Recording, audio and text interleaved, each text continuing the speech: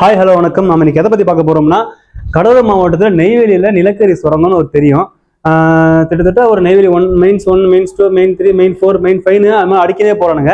இவனு அடிக்கவே போற நல்ல விஷயம் தான். நம்ம ஊருக்கு நல்ல பெருமை தான், மற்ற ஊருக்கு பெருமை தான், மற்ற ஊருக்கு கரண்ட் கொடுத்த விஷயம் தான். இவனுக்கு கரண்ட் தரான்ட்டு அந்த இடத்துல சுத்தி பச்சை பசேர்னு ஒரு அழகா ஒரு சோழ நாடு மாரி அந்த இடத்த பாலைவனம் ஆக்கிட்டாங்க. பாலைவனம் ஆக்கி ஒரு புல்லு பூண்டு கூட முளையாத அளவுக்கு ஆக்கிட்டானுங்க. இப்ப கடலூர் பக்கத்துல இருக்கிற வடலூர் பக்கமா நெய்வேலி இருக்கு. நெய்வேலி ஃபுல்லா அழிஞ்சு போச்சு. அந்த ஏரியா விட்டு இந்த ஏரியா கிராஸ் பண்ணி போகும்போது ஃபுல்லா புகை மண்டலமா இருக்கும். அந்த புகை மண்டலத்தை தான் அங்கான கிராஸ் ஆகி போற மாதிரி இருக்கும்.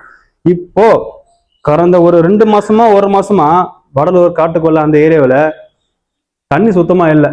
கிணத்துக்குள்ள தண்ணி இல்லை, ரோட்லயும் தண்ணி இல்லை, எங்கேயுமே தண்ணி இல்லை. அங்க இருக்கிற மரத்தை எல்லாமே வாடி போய் காஞ்சி போய் எல்லாம் புதுசாயிடுச்சு.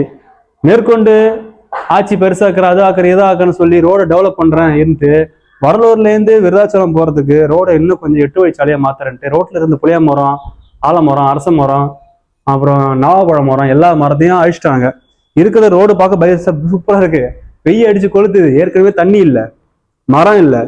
நாட்டுல எல்லா செழிப்பையும் அழிச்சிட்டு அப்படி இவங்க நாட்டை சிட்டி ஆக்கி என்னத்த வந்து பார்க்க போறீங்க? இதெல்லாம் இப்ப நம்ம ஊர்ல தண்ணியை காலி பண்ணிட்டு செவ்வாய் கிரகத்துல போயிட்டு தண்ணி எழுதி பாக்குறானுங்க.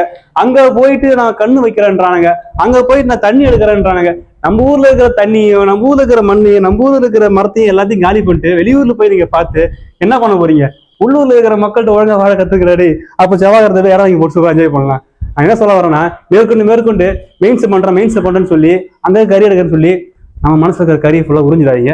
மக்களுக்கு வந்து மரத்தை கொடுங்க, தண்ணியை கொடுங்க. மக்களை வாழை வந்து கெடுக்காம அவங்க போக்க விட்டாலே போதும். உங்களுடைய ஆட்சி சிறப்பா இருக்கும். நீங்க கிட்ட புடுங்கி நீங்க வாழ ஆசைப்படாதீங்க. நன்றி, வணக்கம்.